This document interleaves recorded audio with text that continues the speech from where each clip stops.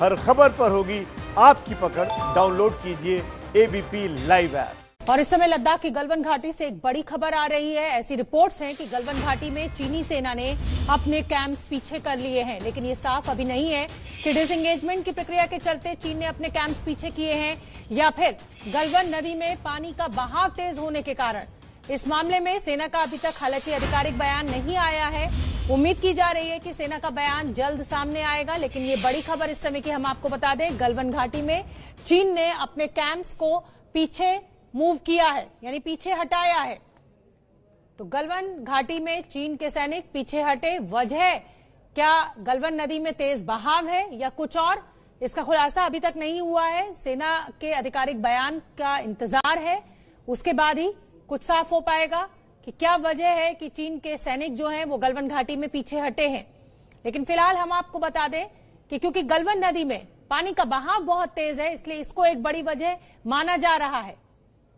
Disengagement की प्रक्रिया के चलते चीन ने अपने कैंप्स को पीछे किया है या गलवान नदी में पानी का बहाव।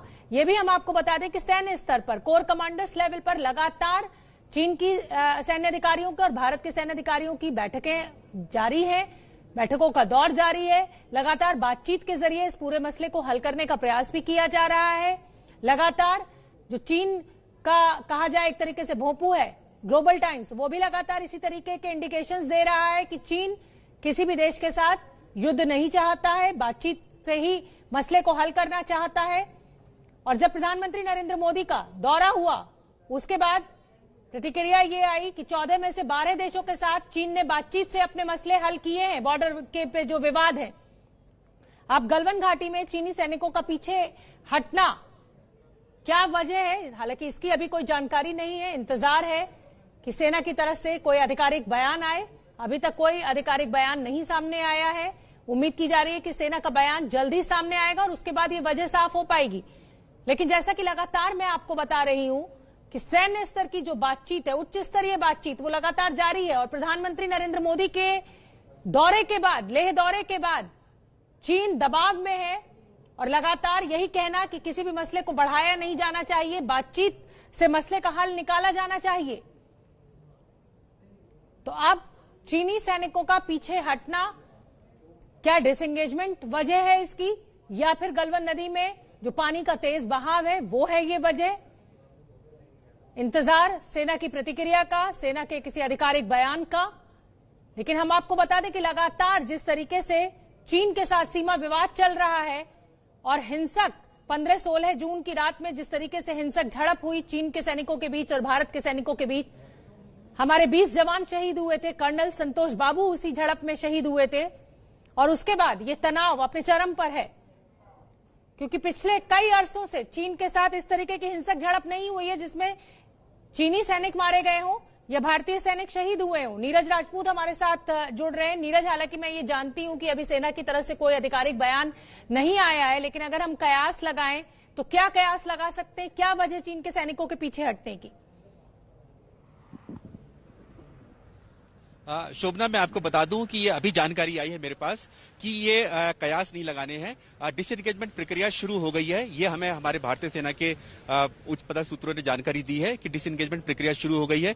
जो बात शुरुआत में जो हम लोग पहले बात कर रहे थे कि गलवान नदी में बहाव के कारण हो सकता है पीछे हटाए कैंप, लेकिन अभी जो जानकारी मिल रही है कि ये डिसएंगेजमेंट प्रक्रिया शुरू हो गई है। उसके तहत ही ये कैंप जो है चीनी सेना ने करीब 1.5 से 2 किलोमीटर पीछे अपने कैंप किए हैं। और इसके साथ साथ ये भी कहा गया है कि भारतीय सेना को भी कहा गया है कि वो भी जहां पर उनका अभी जो जहां पर वो तैनात है उससे थोड़ा पीछे चले जाए। तो ऐसे में मान सकते हैं कि जो 30 जून को शुरुआत हुई थी बातचीत के डिसएंगेजमेंट की, वो अब शुरुआत हुई है। अभी कह नहीं सकते कि पूरा डिसएंगेजमेंट हुआ है, लेकिन ये पहली शुरुआत गलवान घाटी में हो चुकी है। नीरज, आप बने रहिए, बहुत बड़ी खबर आप दे रहे हैं और ये ब्रेकिंग न्यूज मैं अपने दर्शकों को बता दूं, फिर मैं अगले सवाल के साथ आपके पास आऊंगी। और बड़ी खबर ये कि डिसएंगेजमेंट के चलते हुए चीनी सेना के कैंप्स पीछे हटे हैं। हमें अभी तक लग रहा था कि गलवान नदी में तेज बहाव के चलते ऐसा हुआ है, लेकिन ऐसा हुआ नहीं है।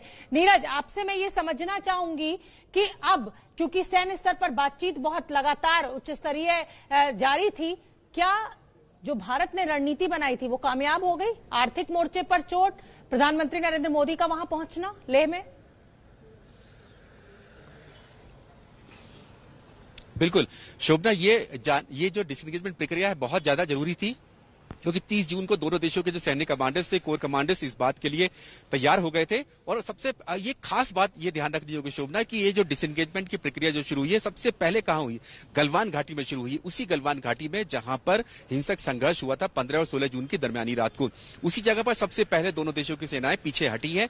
जो हमें जानकारी मिल रही है, करीब 1.5 किलोमीटर जो है दोनों देशों के जो सैनिक हैं, टेंट जो, क्योंकि चीनी सेना ने कैंप विवादित इलाके में अपना कैंप लगाया था, उसने करीब 1.5 किलोमीटर पीछे किया है।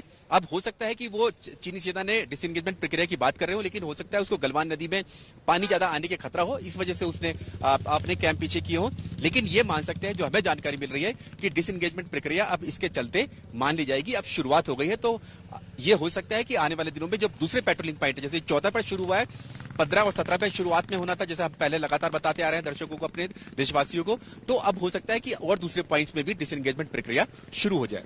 नीरज राजपूत, प्रधानमंत्री नरेंद्र मोदी का लेह जाना, उसके बाद ग्लोबल टाइम्स या विदेश मंत्रालय चीन की ये प्रतिक्रिया आना कि 14 में से 12 देशों के साथ बातचीत से मसले को हल किया है, तो कहीं ना कहीं जो प्रधानमंत्री नरेंद्र मोदी ने संदेश देना चाहा लेह की धरती से चीन को, वो पहुंच गया उन तक।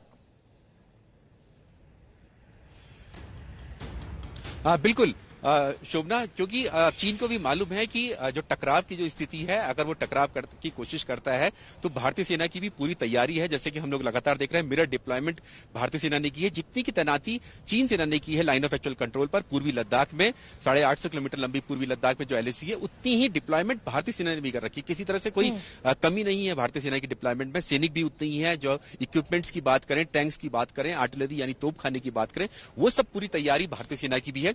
तो इसलिए चीनी सेना को भी लग रहा होगा कि अब इतना लंबा टकराव की जरूरत है नहीं। हम लोग देख रहे हैं कि गलवान नदी में जी।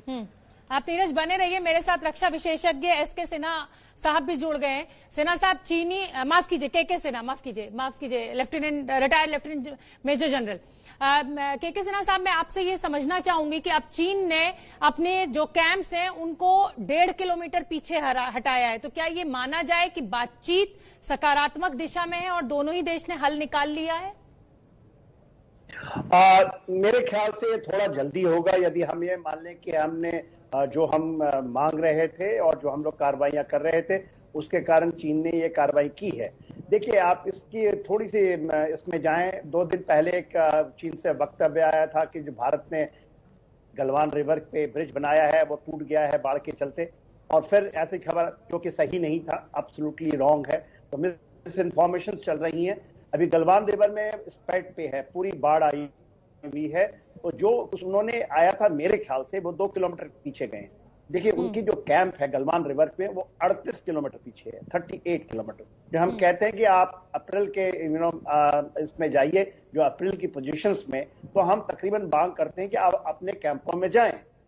तो ये दो चीजों को दर्शाता है। क्या ये कुदरत के कारण ही उन्होंने लिया है एक्शन की, उन्होंने एक्चुअल कार्रवाई शुरू की है? सिन्हा साहब, प्रधानमंत्री नरेंद्र मोदी ने बड़े सख्त शब्दों में कहा था कि अब विस्तारवादी सोच नहीं चल सकती, अब विकासवादी होने का समय है। उसके बाद चीन के विदेश मंत्रालय को सफाई देनी पड़ी थी कि 14 में से 12 देशों के साथ हमने बातचीत से मसला हल किया है। तो कहीं ना कहीं दबाव में तो है चीन। बहुत दबाव पे है। दबाव नहीं, वो बैकफुट पे है। और जिस तरह से हम लोग फॉरवर्ड फुट में आकर के फ्रंट फुट के ऊपर में, आपने बहुत बड़ी बात हमारे प्रधानमंत्री ने कहा, विस्तारवाद केवल वो गलवान वैली में या पैगांगसो में नहीं किया है। वो विस्तारवाद का हिस्सा 48% जो चाइना की धरती है, वो विस्तारवाद का हिस्सा है। और जिस तरह से आप देखिएगा साउथ चाइना सी में और जितने भी देश है, उसका कहने की, वो कहता है कि हमने 14 देशों से कर लिया सीमा, वो झूठ है। वो भारत को भी एक समय में ये कहता था कि हम लोगों ने जस्ट मैप एक्सचेंज करनी हो जाएगा। तो ये बहुत लंबी प्रक्रिया है। हाँ, वो बैकफुट पे जरूर खेल रहा है। ऐसा ना हो कि बैकफुट पे खेलने के बाद फिर वो फ्रंट फुट में कभी आ जाए। देखिए सिन्हा साहब, वो तो हम और आप बहुत बेहतर जानते हैं और देश भी जानता है कि चीन वो देश ही नहीं है जिसके ऊपर की भरोसा किया जाए। चाहे नेहरू का युग हो, माओ ने धोखा दिया हो, और अब यह शी जिनपिंग हो। मैं आपके पास फिर आऊंगी, छोटे से ब्रेक के लिए यहाँ पर रुक रहे हैं, फौरन लौट के आ रहे हैं। आप बने रहिए एबीपी न्यूज के साथ। ब्रेक के बाद स्वागत है आपका। इस समय की एक बहुत बड़ी खबर हम आपको बता दें। गलवान घाटी में चीनी सेना ने अपने कैंप्स पीछे किए हैं और ये जो अपने कैंप्स पीछे किए हैं वो पेट्रोलिंग पॉइंट 14 से पीछे किए हैं और ये पेट्रोलिंग पॉइंट 14 वही जगह है जहां पर 15-16 जून की रात में हिंसक झड़प हुई थी। लगभग 1.5 किलोमीटर ये कैंप्स पीछे किए गए। मेरे साथ नीरज राजपूत जुड़े हुए हैं। नीरज राजपूत, मैं ये आपसे समझना चाहूंगी कि पेट्रोलिंग पॉइंट 14 से अब ये कैंप्स 1.5 से 2 किलोमीटर पीछे गए डिसएंगेजमेंट के चलते। बिल्कुल शोभना, जो जानकारी मिली है उसके मुताबिक जो पेट्रोलिंग पॉइंट नंबर 14 वही है। अगर याद होगा तो 15 और 16 जून की दरमियानी रात जो दोनों देशों के सैनिकों के बीच में जो हिंसक संघर्ष हुआ था, जिसमें भारत के एक कर्नल यानी कमांडिंग ऑफिसर और सहित कुल 20 सैनिक जो वीरगति को प्राप्त हुए थे, जिसमें चीन को भी बड़ा नुकसान हुआ था। वहीं पर यह माना जा रहा है कि डिसएंगेजमेंट की प्रक्रिया शुरुआत हुई है वहां पर, और वहां पर चीनी सेना ने अपने कैंप को 1.5 से 2 किलोमीटर पीछे किया है। साथ ही भारतीय सेना की जो तैनाती जहां पर थी अभी, उसको भी माना जा रहा है कि वो भी थोड़ा पीछे गई है। उसी बात को लेकर दोनों देशों के जो सैनिक हैं वो तैयार हुए थे और अब वो पीछे हट गए हैं।